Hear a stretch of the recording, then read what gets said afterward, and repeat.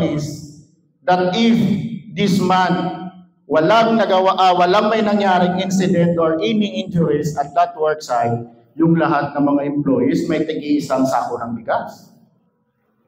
Wow, nice. No? And sometimes it convert to tawag dito, money, no, na reward. Dinadagdag dun sa sahod ng mga workers pag walang nangyaring accident for this month period. Yun yung in a positive way na reward. Kaya lang, lahat almost, kaya nga isa ito sa mga pinaka-importante na ipaabot at i-discuss doon sa mga especially the big companies, kasi nga in reality, real talk. Yun yung nangyayari. Nagpo-focus lang tayo, the supervisors, the managers, the top management, only focuses sa mali ng worker. Tama?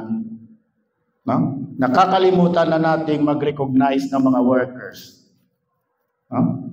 Hopefully, after this talk, ma-adapt din natin or ma-i-change natin yung ganong sistema. Especially may mga managers dito, supervisors. Applied people-focused interventions. No? Doon tayo papasok. Mag-focus tayo sa people-focused interventions doon sa behavior ng ating mga workers. At i-focus natin yung safe behavior. Hindi yung unsafe behavior na agad pag may nakita tayong unsafe behavior, punishment agad. Now, mag-focus na tayo sa kung ano yung mga nagawang tama or safe behavior ni worker. Okay? Streamline the reporting process. Then, sabi ko na kanina, wag natin ibahala itong mga near misses, incident, no? Especially when implementing safety because it could be resulted, sabi ko na kanina, sa mga minor accidents or a major accident. No? Lahat ng mga incidents, lahat ng mga near misses na nangyari sa ating worksite, i-report natin yun. Not only for the reference ng top management or ng office, but also submit natin sa DOLE office. Okay? Now, behavior-based safety is based on 4 key components. At anong itong mga 4 key components na ito? No? Behavioral observation and feedback process, formal review of observation data, improvement goals and reinforcement for improvement and goal attainment. Now, in behavioral observation and feedback, no? This is one of the most important components of the process. Bakit? Dito natin ino-obserbahan si worker, no? Dito tayo nag-o-observe, nagdo-document kung ano yung mga ginagawa niya towards that specific job, safe ba or unsafe yung ginagawa niya. No? Ano pa? Employees then provided positive feedback on the safe behaviors. Yun na yung sinasabi natin. If may safe behaviors na nangyayari, dapat mag-feedback man tayo in a positive way. Pero kung may unsafe work or unsafe act na ginawa si worker, mag-feedback pa rin tayo, but not in threatening feedback. No? Now, next time, pag ginawa mo pa itong mali na ito, you will be terminated at your work. Sinasabi na natin yan sa workers. No? So, hindi dapat ganun. No? We must not give yung non-threatening feedback on the unsafe behaviors. Paano yan mag-learn? Imbis na mag-focus yan sa safe behavior, yun yung magtatatak sa kanya. May isa akong nagawang mali at minsan doon papapasok na magagalit na sa iyo yung worker na yun if you are the supervisor or the manager of that worker, of that employee. Kasi palagi na lang yung nakikita mo sa kanya mali. In a relationship, so magbi-break-in kayo. No? But in the work side, mag-determinate si employee pag ganun yung nangyayari. Kasi nga, mag-uupos din siya sa supervisor, sa manager na yun. So, hindi dapat ganun. Dapat, non-threatening feedback yung ibibigay natin on the unsafe behavior na ginawa ng mga worker. No? They are also provided with suggestion and correcting unsafe procedure. pag nakita na natin na may unsafe behavior, aside from we are giving feedback to that that unsafe behavior, bigyan din natin ng kaukulang pagkatama or correction para next time, wag niya na gawin yung unsafe behavior na yun. Pero kung pinagilitan mo siya, malay mo next time, lagi niya nang gagawin, permit, palagi mo ako pinapagalitan, yun. Tawag sa Ilonggo, mapasaway ka lang si worker. No? Formal review of the observation data. No? Example, nag-observe tayo sa isang worker. Sino yung dapat gumawa nito? Ng formal review of observation data, it could be the safety officer, the supervisor, or the manager. No? Example, if there were 20 items on the checklist, ito yung specific job ni worker. At dito nakapalagay, there are 20 processes on this specific job. At si worker, na-observe mo yon, si worker, may ginawang, example lang, 18 of 20 processes na may nagawa siyang tama or safe behavior. Ibig sabihin, bibigyan mo siya ng score na 90% safe. Ganun yung pag-observe sa ating mga workers on the behavior of the workers. No? Firstly, dapat i-establish mo muna kung ano yung mga processes na ito towards this job, kung ano man yung work ni workers, at mag-observe ka sa kanya. In every process ba, tama yung ginawa niya or mali? Or sabihin na natin unsafe, hindi pala mali, unsafe. O, i-record mo yun. And out of that number of processes, yun, doon ka na bibigay ng score or grade sa kanya. If 90% safe ba yan, or how much is the percentage na safe yung ginagawa ni worker. Ganon yun. Improvement goals. No? It is very important, no? In every programs na nag-implement tayo, if mag-implement na tayo this PBS o behavioral-based safety, dapat mayroon tayong goal. Ano ba yung goal natin? Kanina, ang goal natin o ang aim natin, ando na yun kung ano yung i-apply nyo. Is it the micro BBS o pangkalahatan na macro BBS? Dapat mag-set tayo ng goal in every program. Reinforcement and improvements and goal attainment. No? Management must provide immediate, positive feedback to the reinforcing behaviors. Yun na yung sinabi ko kanina, that rewards can be an effective means of reinforcing a goal attainment. No? Ubot lang talampi, dako maning kampanya ang mislead. Pag wala sang injury or wala, kagda lang may 200 every employee at the end of the month, okay na. No? Or may aray ka practice nga iban, ang bilog nga company at the end of the year, kung wala man lang sa if wala man lang nangyaring major accident or minor accidents, meron talagang reward in terms of money. Merong binibigay yung mga ibang, that is a reward, no? A positive reward given to the employees if they practice or they observe proper implementation of safe work sa kanilang mga kanya-kanyang company. Oh. If people see the value wearing their PPEs, they have more likely to wear it. No? Hindi yung nakikita mo na lang palagi, hindi siya nagsusuot, magpapunish ka na.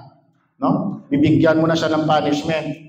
Dapat ang gawin natin, bibigay natin o inform natin yung halaga or bakit tayo nagsusuot ng PPEs. Doon tayo magfo-focus. Hindi lang nakapagsuot ng PPE, punishment na agad. We are there as safety officers, supervisors, and managers na supposed to be tayo ang tatama sa kanila. What I'm seeing is, dahan-dahanan nating ialisin yung negative rewards or that punishment. Magpo-focus na tayo sa safe behavior ng worker. At if may nakita tayong safe behavior, doon na tayo magbibigay ng recognition. O ano pa? If people think smoking is bad for their health, they will quit. No? Pero kung mapagalitan mo yan, lalo at lalo yang mag-against sa iyo. No? Doon sa, try nyo. Sino yung mga parents dito na may mga anak na nagsisigarilyo? O, mga chain smoker, kumbaga. Di ba mahirap, ano? Mahirap sawayin. Sawayin sa Ilonggo. Ano sa Tagalog yung sawayin? Pagalitan? Or itama? No? Yung mga anak natin, palagi natin pinagagalitan. Okay, for now, hindi ako magano kasi pinagalitan ako ng mama, ng papa. Pero kung wala ka, gagawin at gagawin pa rin ulit yun. Dapat yung tamang ginagawa natin, ipaintindi natin sa kanila kung bakit hindi at kung bakit mali yung paninigarilyo. No? So again, focus tayo on the behavior of the worker. Or wag tayong mag-focus doon sa negative na rewards. No? Ipapunish siya agad. Why employees do not comply with safety rules? Bakit hindi tayo nagko-comply for safety rules? Sabi ni Ferdinand Fornis, so why employees don't do what they are supposed to do? Unang-una, the number one reason why employees do not perform the expected standard is that they don't know why they should do it. Hindi nila alam bakit kailangan nilang gawin yung trabaho na yon o yung paraan na yon o yung process na yon. Kung hindi nila alam, gagawa sila ng sarili nilang process para matapos yung trabaho na yon. And what if they don't know the safety process or the safe process? Doon na papasok yung accident. Okay? The second most common reason is that they do not know how to do the task correctly. Alam na nila kung bakit nila ginagawa yon. Ang tanong, alam nyo ba or alam ba ni workers kung paano gawin ng tama ang work na yon? No? That is why education and training, when applied together, strike both these causes of substandard performance. Or it turns out could be an accident. No? Education and training. No? And doon nakasalalay sa safety officer, supervisor, and managers natin. Educate and train your workers. Kung paano gawin ng tama at ano yung mga reason kung bakit ganito dapat ang sundin or process na dapat sundin ng ating mga workers. Okay? Malapit na. Shape a person's behavior in the right direction and attitude will follow. Tama hindi? Sabi ko kanina, yung attitude, ikaw lang yung meron yun. Kung sa Ilonggo pa, kinaiya mo na niya, mo nang unique sa tanan, either bad man na or good. Imo na yung attitude. We cannot automatically change the attitude. Pero if we shape person's behavior in the right direction, attitude will follow. Okay? May na-learn ba tayo? Tapos na. Thank you. Any question regarding this topic? Yung iba no, gusto na mag-lunch. Ako nga. Ako may question. Question? Going once. Nice. Siguro sir, gutom na. Thank you, sir. I'm Engineer Blan, sir. Yeah. So for that, thank you and salamat din sa opportunity, sir, for this talk. Thank you once again.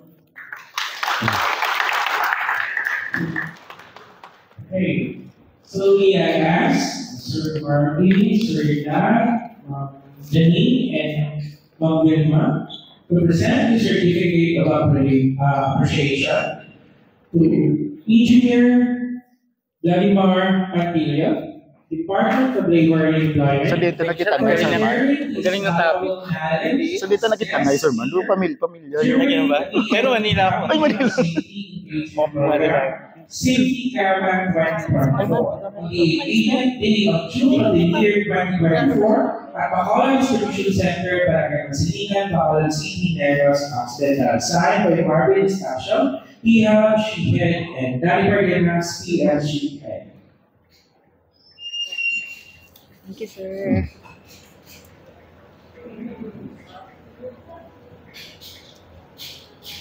Thank you sir. Thank you sir. Okay? Sama ka na rin kasi mag-group photo kami. Gutom na kayo? Group photo. Oh sige. Busog kasi siguro kasi hindi na sumasagot. Gutom na kayo? Okay, so before we start, we ask everyone, magpa-picture muna tayo lahat dito para fresh pa.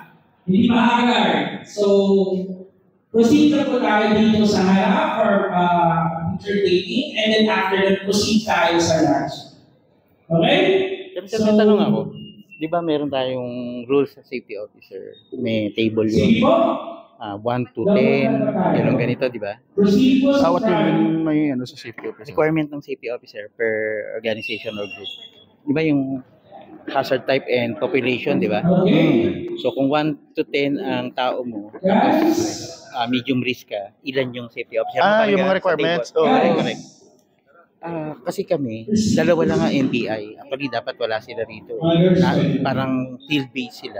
Hindi naman sila naka-stay sa site. Kailangan ba may safety officer ang Nestle? Dalawa lang sila.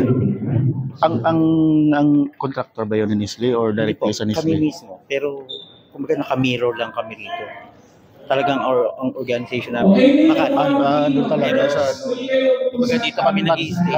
sir, but as tawag dito, principal who owns the premises, dapat meron talaga kayong safety Hindi. group. Umuupa rin kami. Umupa rin kayo? Oo. Ang principal nitong site, si AUN San. Tapos sila, meron naman sila, yung WMS namin, yung nag-operate ng warehouse. Kami yung kliyente nila for the warehouse, sa warehouse operation. Pero para mas safe tayo, ano na lang natin, lagyan na lang natin, kahit isuto lang. Yun dun sa base sa table.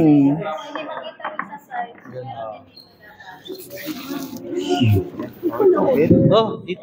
Ma'am, si yun ako, transfection. Transfection. Compress po, compress. Compress. Or may pa rito. Ayan. Para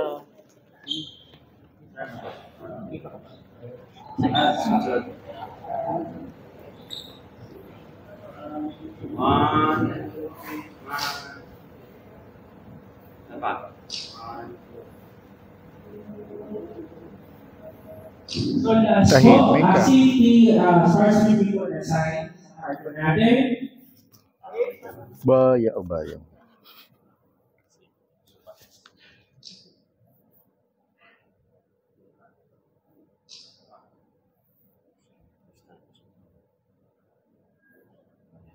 Okay, thank you everyone. Thank you. Proceed po tayo sa- Familiar yung mukha mo, sir. Siguro nakikita na tayo sa mga safety groups. Sa mga convention. Oo. Sige. Thank you. Nakita kita rito. Doon sa OSH. Sa OSH. Sige. Wow, Okay, salamat. ito compressor tayo po kasi binili yung time natin and kanina late po tayo na-start. So we will have a 30 minutes lunch. Then after that, we will be shoot po tayo 1 o'clock. Kailangan mo yung certificate of appearance. Sige. So